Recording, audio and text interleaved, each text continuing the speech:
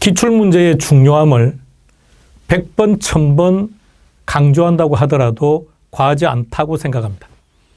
자, 이제 기출문제라고 하는 것이 우리에게 있어서 어떠한 기능과 효과를 주는지 한번 체크해 보겠습니다. 기출문제는 우리 시험만 그렇지 않습니다. 모든 시험은 그 시험에서 기출문제는 바이블입니다. 절대적인 존재입니다. 그리고 기출된 것은 또 출제되고 또 출제됩니다. 단지 한 가지는 기억하셔야 됩니다.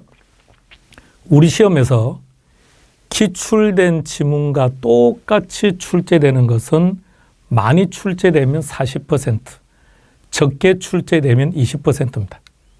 어떤 애는 시험을 보고 놓으시는 분들이 그럽니다. 엄청 쉽대요. 엄청 쉽다고 해요. 그렇다면 기출 지문이 많이 나왔구나. 한 40% 나왔다는 얘기입니다. 근데 어떤 애는 너무 어렵대요. 너무 어려서 뭐가 뭔지 하나도 모르겠다고 말해요. 기출 지문이 20%가 나왔구나. 자, 그런데 재밌는 결론이 있습니다. 엄청 쉽다고 하든 엄청 어려웠다고 하든 결과 합격자 수에는 별반 차이가 없습니다. 왜 그럴까요? 기출 지문에서 40%를 제시했다는 말은 다른 말로 표현하면 40%는 점수를 주겠다는 뜻입니다. 그럼 나머지에서 문제를 상당히 까다롭게 출제했다는 얘기입니다. 근데 기출문제에서 20% 정도만 동일하게 출제되었다는 얘기는 나머지 파트가 쉬웠다는 얘기입니다. 따라서 기출문제는 반드시 출제가 되더라도 단 동일하게 출제되는 비율은 그렇게 높지 않다는 얘기죠. 20에서 40. 그러면 어떻게 출제가 되느냐? 이렇게요. 어떤 애는 틀렸던 지문인데 올해는 옳은 지문으로 출제되거나 또는 전년도에는 그게 옳은 지문이었는데 올해는 틀린 형태로 출제가 되거나 그렇게 된다는 얘기입니다. 또는 변형을 하는 거죠. 약간 지문을 바꾸는 거예요. 용어들을 약간 바꾸는 거죠. 또는 출제 형태를 변형시키기도 합니다. 오지 선택형으로 출제했던 것을 박스 안에 몽땅 집어넣고 옳은 개수 찾아라, 틀린 것이 어떤 것이냐 이런 식 형태로. 그래서 이렇게 출제가 되기 때문에 우리는 거기에 맞추어서 학습을 해야 된다는 얘기입니다. 따라서 여러분들은 기출문제를 보면서 자, 표현을 잘 보세요. 여러분들에게 늘 얘기합니다. 기출문제를 풀어보세요, 풀어보세요 이런 얘기 하지 않습니다.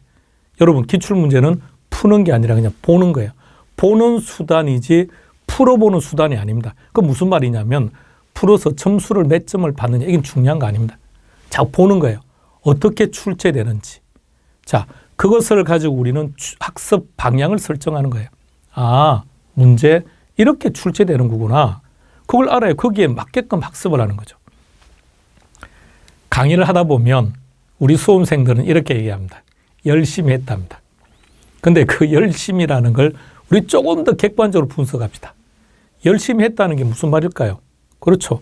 수험생 자신 기준에서 열심히 했다는 겁니다. 그건 안 되죠. 왜냐하면 본인이 시험 문제를 출제하는 건 아니니까. 그럼 우리는 어떻게 학습해야 된다는 겁니까? 출제위원에 맞게끔 학습해야죠.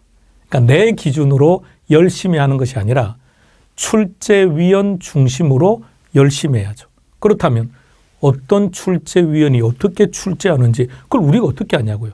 그게 바로 기출문제죠. 그래서 기출문제는 우리에게 학습의 방향을 설정합니다. 그러면 이것을 가지고 출제 유형 파악하고 그리고 중요도를 파악하는 겁니다.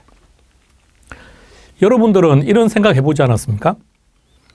여러분들이 어떤 교재를 가지고 일회독을 하든 자, 흔히 시중에 있는 서점에 있는 책을 가지고 중개사 교재 600페이지짜리를 가지고 일회독을 쭉 했다고 전제합시다. 그런데 기출문제 10회분을 일회독하면 어떻게 되죠? 차이점을 구분해 보세요. 600페이지 책을 일회독한 경우하고 기출문제 10회분을 일회독한 거하고 어떤 차이점이 있을까요? 만일 600페이지 교재를 봤다면 10년 동안 단 한 번도 출제되지 않은 것도 여러분들은 학습했고 10년 동안 9번 출제된 것도 한 번 본 거예요. 그렇죠? 문제가 전혀 안 나온 것도 한 번 본 거고 10번 출제된 것도 한 번 본 겁니다. 근데 기출문제 10회분을 보면 기출 안 된 거는 본 적이 없어요. 10년 동안 2번 출제된 것은 2번 봤습니다. 10년 동안 10번 출제된 것은 10번을 봤다는 얘기입니다. 어떤 의미인지 아시겠죠?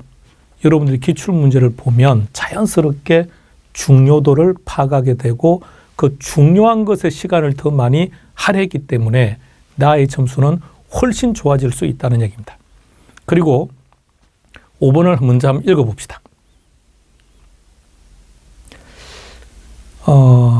강량구 또한 학원에서 모의고사를 내는 입장에서 이런 표현을 쓰는데 그래서 강량구를 모의고사를 출제할 때 매번 고민합니다. 그리고 모의고사를 출제할 때마다 기출문제를 근거해서 출제합니다. 기출문제를 변형시키는 형태로 출제하지 뭔가 새로운 문제를 출제하지 않습니다. 그리고 마지막 이제 마무리 특강할 때요. 백선 이런 거 하죠. 백선. 또는 마지막 중요한 내용들을 정리할 때 그럴 때는 그 출제자들의 본인들이 출제위원이라고 말하지 않아도 책을 보면 출제위원인지 아닌지를 알 수 있습니다. 책을 보면 최근의 기출문제 지문과 똑같은 게 본인들의 책에 있습니다. 그럼 그들의 책에서 출제되지 아니한 표현들을 조금 추가합니다.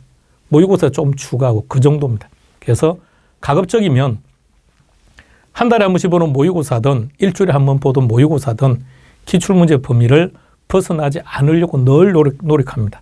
그리고 기출문제 범위를 벗어나는 것이 아니라 그 기출문제를 이런 형태로 갑니다. 이런 형태로.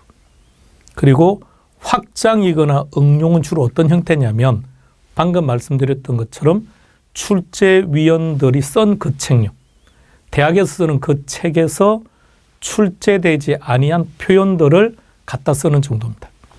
따라서 학원과 유통되는 모의고사 등보다는 기출문제가 100배 아니요 1000배 만배 중요합니다. 기출문제가 여러분들의 합격을 보장해 줄 겁니다. 단 기출문제를 많이 보게 되면 문제점이 하나 생깁니다. 문제를 보기 전에 답이 먼저 보입니다. 그래서 그게 문제입니다. 그래서 기출문제는 푸는 게 아니라고요. 기출문제를 푸는 게 아니라 그냥 매번 자연스럽게 보는 거예요. 1번부터 5번까지 보면서 왜 O인지 왜 X인지. 그럼 X는 O로 바꿀 줄 알아야죠. 왜 알아야 됩니까? 그렇게 문제가 또다시 바뀌어서 나올 테니까. 그래서 그렇게 학습하는 겁니다. 주어진 시간 동안 여러분들이 기출문제를 이렇게 활용하시면 여러분들이 원하는 점수는 무난하게 받을 수 있습니다.